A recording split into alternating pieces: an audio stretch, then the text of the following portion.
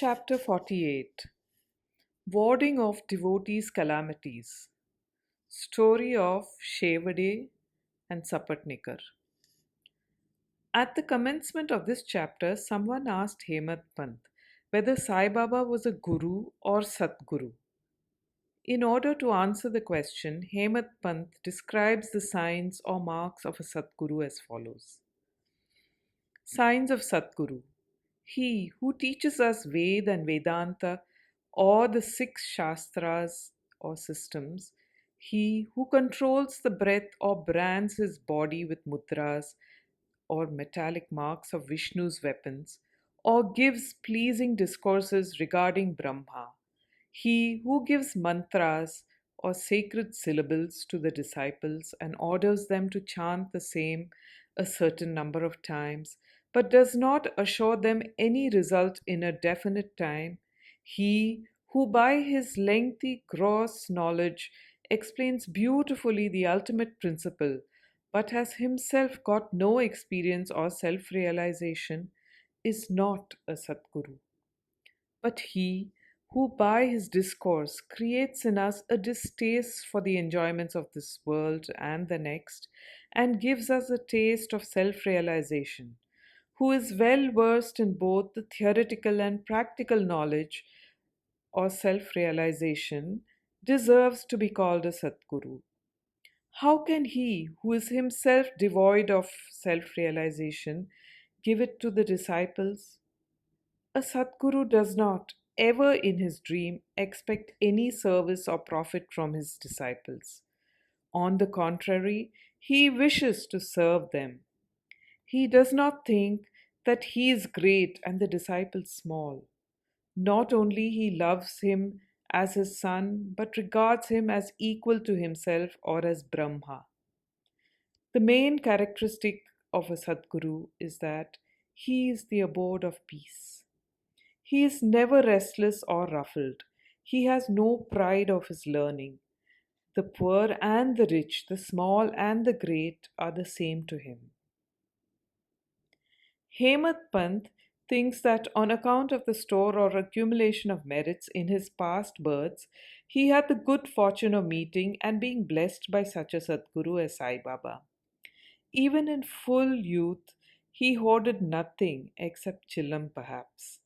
He had no family, no friend, no home, nor any support. Since he was 18, his control of mind was perfect and extraordinary. He lived fearlessly in secluded places and always abided in his self. On seeing the pure attachment of his devotees, he always acted in their interests, and hence he was in a way dependent on them. What experience he gave to his devotees while he was living in flesh are felt even today, after his Mahasamadhi, by those who attach themselves to him. What the devotees have to do is this: they have to trim their heart lamp of faith and devotion and burn it in wicks of love. And when this is done, the flame of knowledge or self realization will be lit up and shine bright. Mere knowledge without love is dry. Nobody wants such knowledge. Without love, there is no contentment, so we should have unbroken and unbounded love. How can we praise love? Everything is insignificant before it. Without love, our reading, hearing, and the study are of no avail.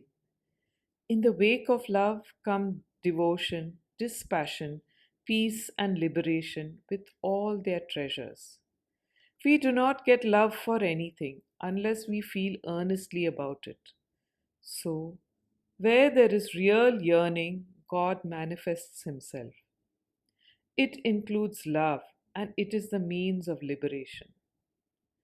Now, let us revert to the main story of this chapter. A man should go to a true saint with a pure mind or even otherwise, fraudulently, and hold his feet. Ultimately, he is sure to be saved. This is illustrated by the following stories. Mr. Shevade. Mr. Sapatnikar of Akal Court in Sholapur district was studying law. A co-student, Mr. Shevade, met him. Other fellow students also got together and compared notes of their study. It was found by the questions and answers amongst themselves that Mr. Shevade was the least prepared of all for the examination, and therefore all the students derided him. But he said that though he was not prepared, he was sure to pass the examination, as his Sai Baba was there to get him through it successfully. Mr. Sapatnikar was surprised at this remark. He took Mr. Shevde aside and asked him, "Who is this Sai Baba whom he sorry, who this Sai Baba is whom he extolled so high?" He replied, "There lives in a masjid in Shirdi, Ahmednagar district, a fakir. He is a great Satpurush. There may be other saints, but this one is unique. Unless there is a great store of merits on one's account, one can't see him. I fully believe in him, and what he says will never be untrue. He has assured me that I will pass definitely next year, and I am confident that I will get through the final examination by his grace." Mr. Sapatnikar laughed at his friend's confidence and jeered at him and Baba. Later, when Shevde passed his exam successfully, it made Sapatnikar quite surprised. Sapatnikars. Mr. Sapatnikar passed his examination, settled at Akal Court, and practiced as a pleader there. 10 years after this, that is in 1913, he lost his only son on account of a throat disease. This broke his heart. He sought relief by making a pilgrimage to Pandharpur, Gangapur, and other holy places. He got no peace of mind. Then he read Vedanta, which also did not help him. In the meanwhile, he remembered Mr. Shevde's remarks and his faith in Baba, and he thought that he too should go to Shirdi and see Baba. He went to Shirdi with his younger brother, Pandit Rao, and was much pleased to see Baba from a distance. When he went near and prostrated himself and placed a coconut before Baba with feeling of devotion, the latter at once cried out, "Get away!" Sapatnikar hung down his head, moved back, and sat aside. He wanted to consult somebody who would advise him how to proceed. Somebody mentioned Bala Shimpi's name. Sapatnikar saw him and sought his help. They bought Baba's photos and came with them to the masjid. Bala Shimpi took a photo in his hand, gave it to Baba, and asked him whose photo it was. Baba said that this photo was of the yar or lover of him, pointing to Sapatnikar.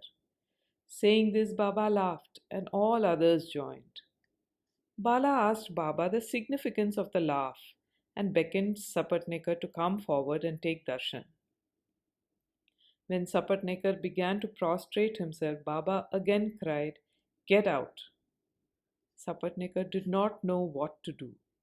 Then they both joined their hands and sat before Baba, praying. Baba finally ordered Sapatnikar to clear out immediately. Both were sad and dejected. As Baba's order had to be obeyed, Sapatnikar left Shirdi with a heavy heart, praying that he should be allowed to take darshan next time. Mrs. Sapatnikar. 1 year elapsed. Still his mind was not at peace. He went to Gangapur, where he felt more restless. Then he went to Madhegaon for rest and finally decided to go to Kashi. 2 days before starting, his wife got a vision. In her dream, she was going with a pitcher to Lakhat Shah's well. There, a fakir with a piece of cloth tied around his head, sitting at the foot of the neem tree, came close to her and said, "My dear lassie, why get exhausted for nothing? I get your pitcher filled with pure water." She was afraid of the fakir and hastened back with the empty pitcher. The fakir followed her. At this, she woke up and opened her eyes. She told this vision to her husband. They thought that this was an auspicious sign and they both left for Shirdi. When they reached the masjid, Baba was absent. He had gone to Lendi.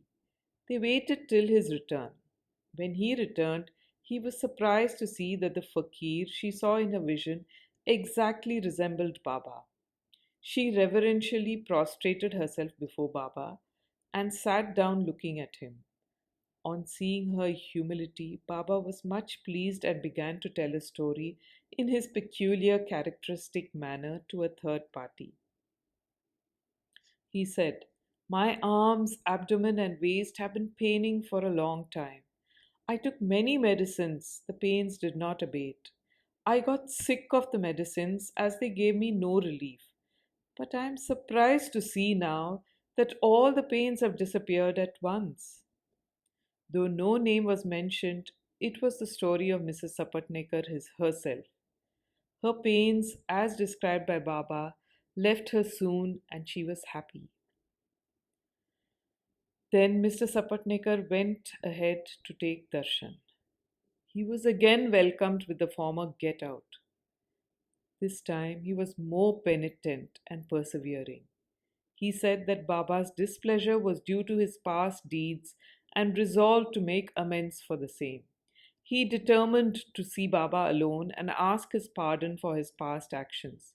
He placed his head on Baba's feet, and Baba placed his hand on him, and Sapatnekar sat stroking Baba's leg.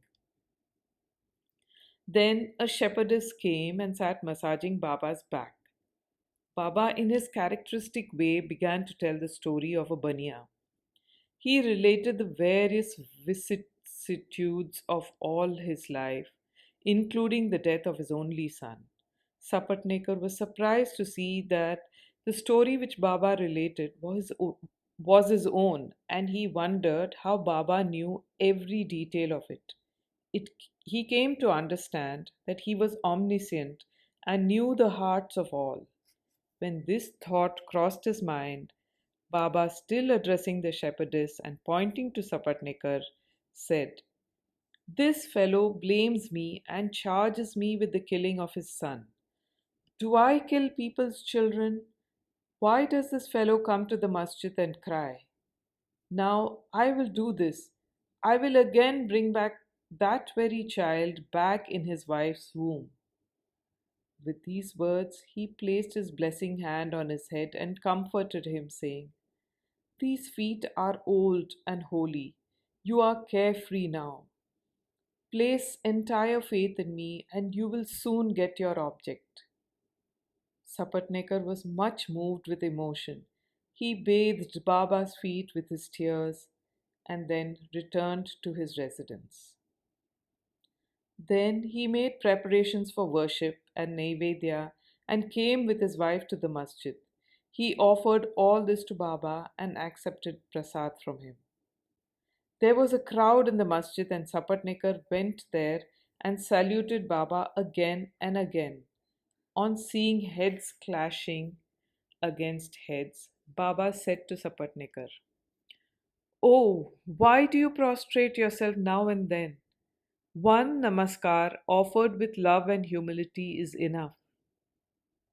Then Sapatnekar witnessed that night the Chavdi procession described earlier. In that procession, Baba looked like veritable Pandurang or Vitthal. At the parting next day, Sapatnekar thought that he should first pay 1 rupee as dakshina, and if Baba asked again, instead of saying no, he should pay one more, reserving with him sufficient amount as expenses for the journey. When he went to the masjid and offered 1 rupee, Baba asked for another as per his intention, and when it was paid, Baba blessed him, saying, "Take the coconut, put it in your wife's oti or upper fold of a sari, and go away without the least anxiety." He did so, and within a year a son was born to him, and with an infant of 8 months, the couple came to Shirdi, placed him at Baba's feet, and prayed thus: "O Sainath, we do not know how to repay your obligations, therefore we prostrate ourselves before you. Bless us, poor helpless fellows. Henceforth, let your holy feet be our sole refuge. Many thoughts and ideas trouble us in waking and dream states. So turn away our minds from them to your bhajan and bless us. The son was named Murlidhar. Two others, Bhaskar and Dinkar, were born afterwards. The Sapatnekar couple thus realized that Baba's words were never untrue and unfulfilled. Bow to Shri Sai. Peace be to all.